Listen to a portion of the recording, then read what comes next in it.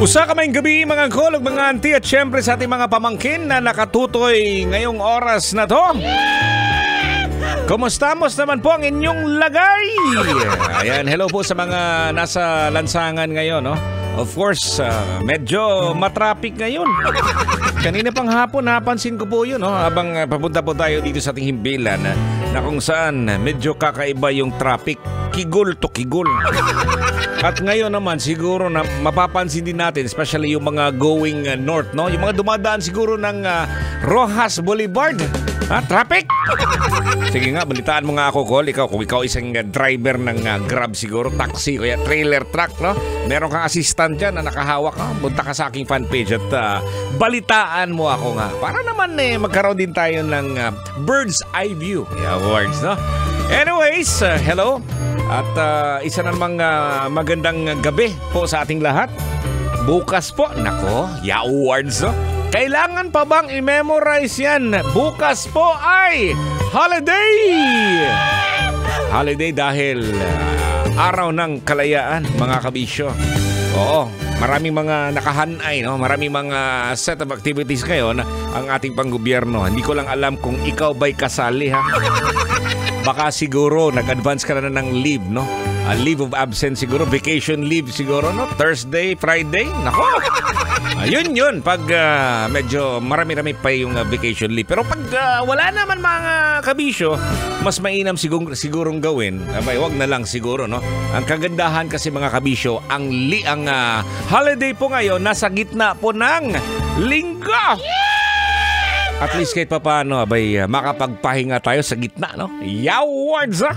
Anyways, eto po, gabi-gabi nating programa po mga kabisyo na kung saan ay madalas nating ninanamnam yung mga nangyari, mga pangyayari nung araw, tsaka ngayon. Tapos, ano natin, binabalanse po natin mga kabisyo, no? Ano kaya yung nung araw, no? At tsaka ikumpara natin ngayon, no? Oo, at syempre, no? Pag sinabi mong nung araw, mga uncle at tsaka mga auntie yan. Awards, pag sinabi mo namang ngayon, mga pamangkin natin yan, mga younger generation, no? Hello po, no?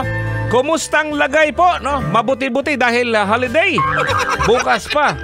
Ayan, at syempre mga kabisyo, ha? Matanong lang kita, no? Nagkaroon ka ba ng matagalang o kaya lasting na relationship nung araw? Ha? Sige nga, be. Ako kung maalala ko lang mga kabisyo, umabot kami ng 5 or 6 years. Grabe, matagal na yun mga kabisyo pag sinabi mong sa probinsya, ha? Kasi pag sa probinsya, bay, araw-araw kayong nagkikita-kita.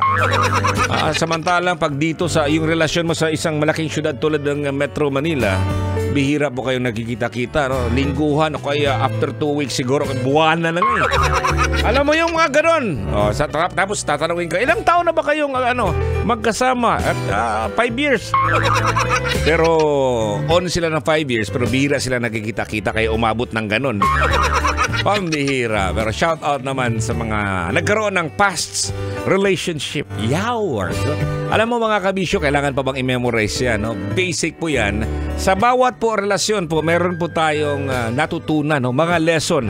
It's either magandang relasyon ba yung nangyari sa'yo o kaya hindi maganda. Pero punot dulo po yan mga kabisyo. Yan yung magiging gabayan o kaya gabay natin o kaya naman stepping stone natin na pwede nating gamitin sa mga darating na mga relasyon. Di ba? Oo. Kaya nga, mahalaga talaga na magkaroon ng matagal at lasting ang relationship. Kaya lang, tungod sa mga kakulian nga di kapungan, yung mga hindi natin kayang kaya nating baliktarin kasi nga yun talaga yun, no? Sabi nila guhit ng palad. Wey. Kaya eto naisip ko mga kabisyo na eto yung pag-usapan po natin, ha, Ate Marichu, yung relasyon po ninyo, ha.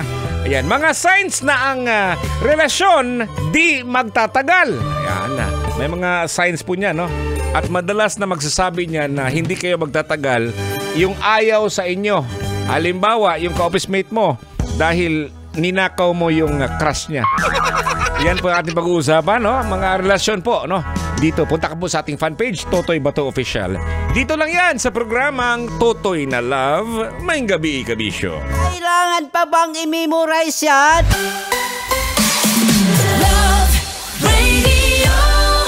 basic!